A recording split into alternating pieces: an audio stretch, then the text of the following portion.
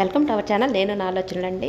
మామూలుగా ముందు చెట్టుకి మొక్కలు వచ్చినప్పుడు ఇట్లా చీడ పట్టేస్తుందని ఇంతకుముందు వీడియోలో కూడా చెప్పాను కదా. దానికి షాంపూ అని దానికి కొన్ని రకాల మందులు మనకు బయట దొరుకుతాయి కదా, అవి కొట్టాను.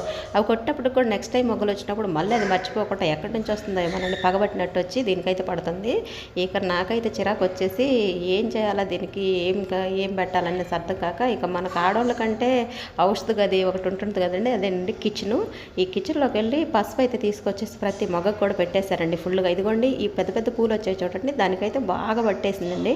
ఇక ఆ మొగ్గలు ఆ చీడ వచ్చినప్పుడు అయితే ఈ మొగ్గలు అట్లానే వాడిపోయి కింద పడిపోతాయండి. అది చూసినప్పుడు మనకు అంతా ఇంత బాధ కాదు కదా. ఇక అందుకని ప్రతి దానికి కూడా పసుపు ఫుల్గా పెట్టేశానండి. ఇంకా పసుపు పెట్టాకైతే బాగా మొగ్గలు పెద్ద పెద్ద పూలు వచ్చేసాయి. ఈ టిప్ మీరు కూడా పాటించేయండి. చూసారా, మనం ప్రయత్నిస్తూ ఉంటే ఏదో ఒక రోజు ఏదో ఒక ఉపాయం అయితే దొరకపోతుందైతే దీనివల్ల అయితే నాకైతే అనిపించింది. ఈ వీడియో నచ్చినట్లయితే లైక్ చేయండి, షేర్ చేయండి, సబ్స్క్రైబ్ చేసుకోవడం మర్చిపోండి.